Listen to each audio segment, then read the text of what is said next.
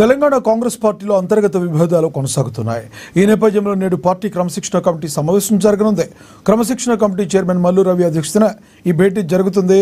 CM Revanth రెడ్డిపై కోమటిరెడ్డి రాజగోపాల్ రెడ్డి చేసిన వ్యాఖ్యలతో పాటు ఉమ్మడి వరంగల్ జిల్లాలోని కాంగ్రెస్ పార్టీ ఎమ్మెల్యేలపై కొండా మురళి చేసిన కమెంట్స్తో ఒక్కసారిగా హస్తం పార్టీలో అంతర్గత విభేదాలు భగ్గుమన్నాయి. ఇక కొండా మురళి రాజగోపాల్ రెడ్డి వ్యవహారంపై ఈ సమావేశంలో ఏ విధమైన నిర్ణయాలు తీసుకోబోతున్నారన్న అంశంపై రాజకీయ వర్గాల్లో ఆసక్తి నెలకొంది.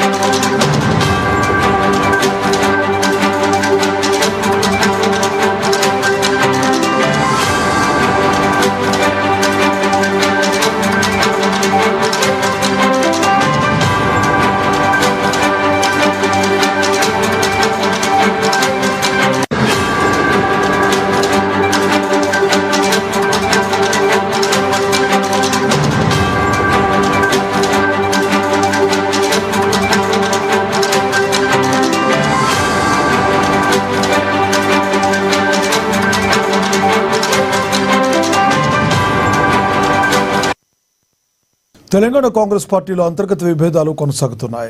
ఈ నేపథ్యంలో నేడు పార్టీ క్రమశిక్షణ కమిటీ సమావేశం జరగనుంది. క్రమశిక్షణ కమిటీ చైర్మన్ మల్లు రవి అధ్యక్షతన ఈ భేటీ జరుగుతుంది. సీఎం రేవంత్ రెడ్డిపై కోమటిరెడ్డి రాజగోపాల్ రెడ్డి చేసిన వ్యాఖ్యలతో పాటు ఉమ్మడి వరంగల్ జిల్లాలోని కాంగ్రెస్ పార్టీ ఎమ్మెల్యేలపై కొండా మురళి చేసిన కమెంట్స్తో ఒక్కసారిగా హస్తం పార్టీలో అంతర్గత విభేదాలు భగ్గుమన్నాయి. ఇక ఇదే విషయానికి సంబంధించి మరింత సమాచారాన్ని మా ప్రతినిధి హరీష్ ఫోన్ ద్వారా అందిస్తారు. హరీష్, చెప్పండి, ఏదైతే కోమటిరెడ్డి రాజగోపాల్ రెడ్డి సీఎంను ప్రధానంగా ఉద్దేశించి టార్గెట్ చేసి ఆయన నోరు అదుపులో పెట్టుకోవాలని మాట్లాడటం తీవ్రంగా పరిగణిస్తున్నారు అనుకోవచ్చా? రైట్ లక్ష్మీనాథ్, మీరు చెప్పినట్టుగా క్రమశిక్షణ కమిటీ సంబంధించి సమావేశం ఈరోజు గాంధీ భవన్ లో జరగబోతున్న నేపథ్యం ఉన్నది.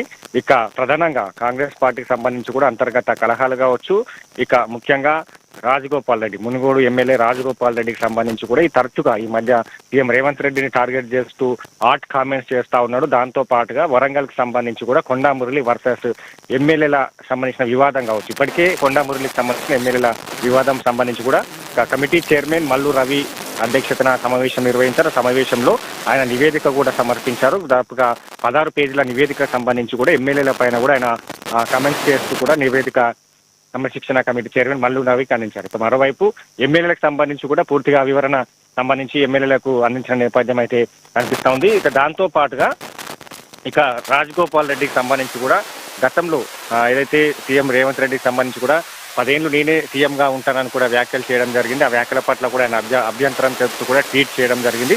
దాంతో పాటుగా ఇక మొన్న సంబంధించి కూడా ఆయన మంత్రివర్గానికి సంబంధించి కూడా అసంతృప్తిగా కొనసాగుతా ఉన్నారు. తనకు మంత్రి పదవి ఆశించిన నేపథ్యం కావచ్చు, మంత్రి పదవికి సంబంధించి కూడా దక్కకపోవడంతో తరచుగా సీఎం రేవంత్ రెడ్డి పైన వ్యాఖ్యలు చేస్తా ఉన్నాడు. ఇక మొన్న సంబంధించి అయితే ఇక్కడ హరీష్, ప్రధానంగా రాజగోపాల్ రెడ్డి ఎవరైతే ఉన్నారో ఆయన ఆ గతంలో కాంగ్రెస్ పార్టీలో ఉన్నప్పటికీ ఆయన మధ్యలో పార్టీ మారడం జరిగింది. బీజేపీ కండువా కప్పుకున్నారు. తర్వాత మళ్ళీ ఎలక్షన్ల ముందు దీనిలోకి రావడం జరిగింది. కానీ ఏకంగా సీఎం రేవంత్ రెడ్డినే టార్గెట్గా మాట్లాడ్డాన్ని అసలు ఏ కోణంలో చూడాలి? అదీను ప్రతిపక్ష పార్టీలకు ఊతం ఇచ్చే విధంగా నోరు అదుపులో పెట్టుకోవాలంటుంది. దీన్ని తీవ్రంగా పరిగణిస్తారని అనుకోవచ్చా? ఖచ్చితంగా క్రమశిక్షణ కమిటీకి సంబంధించి కూడా రాజగోపాల్ రెడ్డికి సంబంధించిన వ్యవహారంలో తీవ్రంగా పరిగణిస్తుంది. దీంట్లో కీలకమైన సమావేశం అని చెప్పొచ్చు. ఎందుకంటే ప్రధానంగా రాజగోపాల్ రెడ్డి అంశం పైన ఈరోజు సమావేశం జరగబోతుంది. ఆయన సంబంధించి కూడా అసంతృప్తిగా కొనసాగుతా ఉన్నారు. మంత్రి పదవి ఆశించడం జరిగింది. ఆ దక్కకపోవడంతో కూడా తీవ్రమైన వ్యాఖ్యలు చేస్తా ఉన్నారు. మొన్న సంబంధించి కూడా ఎల్బీ నగర్ నుంచి పోటీ చేస్తే తనకు మంత్రి పదవి వచ్చేది, కానీ మునుగోడు నుంచి పోటీ చేస్తున్నానికి తనకు మంత్రి పదవి రావడం లేదని చెప్పారు. దాంతో పాటుగా మునుగోడు ప్రజల కోసమే ఉంటా, నేను అవసరమైతే రాజీనామా చేస్తానని కూడా ప్రధానంగా కీలకమైన వ్యాఖ్యలు చేసిన నేపథ్యం. దాంతో పాటుగా రేవంత్ రెడ్డి ప్రభుత్వంలో 20 మంది ఆంధ్ర కాంట్రాక్టర్లు ఉన్నారు. వాళ్ళకి సంబంధించి కూడా రాష్ట్ర ఖజానాన్ని దోచుకుంటున్నారని కూడా ఇలాంటి ఆర్ట్స్ కామెంట్స్ చేశారు. ఆ కామెంట్స్ పట్ల కూడా కాంగ్రెస్ నేతలంతా కూడా సీరియస్ గా ఉన్నారు. వాళ్ళకి సంబంధించి మల్లు రవికి, క్రమశిక్షణ కమిటీ చైర్మన్ మల్లు రవికి సంబంధించి కూడా ఆయన ఫిర్యాదు చేయడం జరిగింది. దీనిపైన క్రమశిక్షణ పరమైన చర్యలు తీసుకోవాలి. తరచుగా గతంలో ఏదైతే 10 సంవత్సరాలకు సంబంధించి కూడా ముఖ్యమంత్రిగా కొనసాగుతానని చెప్పడానిపైన కూడా ట్వీట్ చేశారు. మరోవైపు సోషల్ మీడియాకి సంబంధించి కూడా మొన్న సీఎం రేవంత్ రెడ్డికి సంబంధించి కూడా సోషల్ మీడియా వ్యాఖ్యలపైన కూడా ఆయన ట్వీట్ చేసిన నేపథ్యం ఉంది. ఇక ప్రధానంగా మొన్న సంబంధించి మంత్రి పదవికి సంబంధించి కూడా ఆయన నేరుగా ఆ మీడియా ముఖంగా కూడా మాట్లాడడం జరిగింది. దీనిపైన కూడా 3 అంశాలపైన కూడా క్రమశిక్షణ కమిటీ సీరియస్ తీసుకుంది. దీనిపైన ఈరోజు కీలకమైన సమావేశం అని చెప్పి హరీష్, ఒక పక్క సీనియర్ నేతగా ఉన్న కోమటిరెడ్డి వెంకటరెడ్డి వాళ్ళ బ్రదర్ మళ్ళీ రాజగోపాల్ రెడ్డి, కోమటిరెడ్డి వెంకటరెడ్డి ఏమన్నా కాపాడే ప్రయత్నం ఏమన్నా జరిగే అవకాశం ఉందంటారా ఏమన్నా? రైట్, కోమటిరెడ్డి వెంకటరెడ్డికి సంబంధించి కూడా సోదరుడు దీనిపైన ఇప్పటికే స్పందించాడు.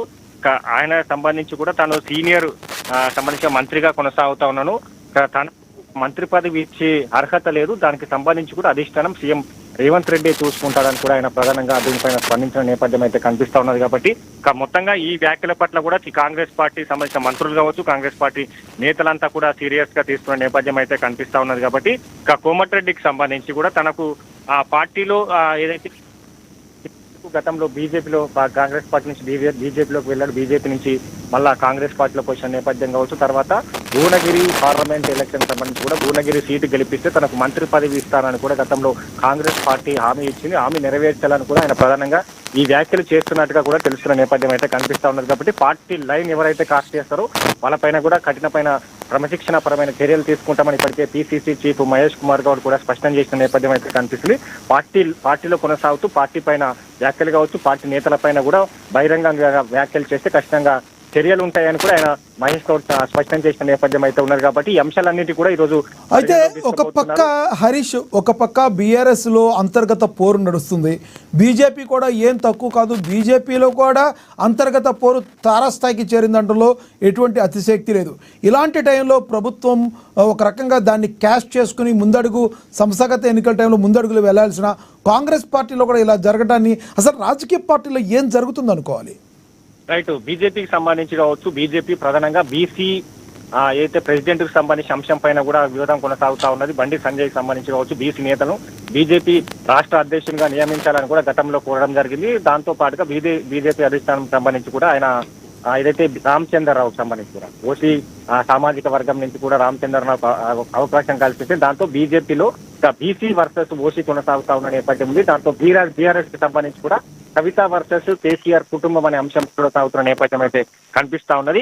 ఇక కాంగ్రెస్ లో సంబంధించి కూడా స్థానిక సంస్థల ఎన్నికలకు సిద్ధమవుతున్న నేపథ్యం అయితే కనిపిస్తా ఉన్నది. కాంగ్రెస్ కి సంబంధించి కూడా అత్యంత ప్రజాస్వామ్యానికి సంబంధించిన పార్టీకి సంబంధించి కావచ్చు, దాంట్లో విభేదాలు కావచ్చు, ఇక అంతర్గత సంబంధించిన విభేదాలు కావచ్చు తరచుగా కొనసాగుతా ఉంది. దాన్ని కూడా క్లియర్ చేస్తూ వెళ్తారు. క్రమశిక్షణ కమిటీకి సంబంధించి కావచ్చు, స్వయంగా మహేష్ గౌడ్ సంబంధించి కూడా దీంట్లో ఆయన ఏదైతే వివాదానికి సంబంధించి కూడా క్లియర్ చేసేందుకు కూడా మహేష్ గౌడ్ కూడా సంబంధించి కూడా ఫోన్ లో మాట్లాడడం కావచ్చు, ఇవన్నీ సంబంధించి కూడా కొనసాగుతూ ఉంటాయి. కాంగ్రెస్ పార్టీకి సంబంధించి విభేదాలకు సంబంధించి కూడా అన్ని నియోజకవర్గాలకు సంబంధించి కూడా మన వరకు విభేదాలు కొనసాయి. దాంట్లో క్రమశిక్షణ కమిటీకి సంబంధించి కూడా చైర్మన్, అలాగే PCC chief Mahesh Kumar Goud, in charge Meenakshi Natarajan స్వయంగా వాళ్ళతో మాట్లాడి వాటివన్నిటిని కూడా పరిష్కారం చేశారు.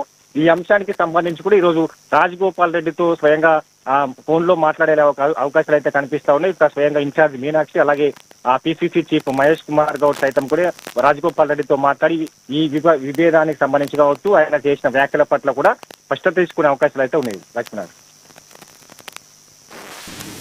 Thank you Harish.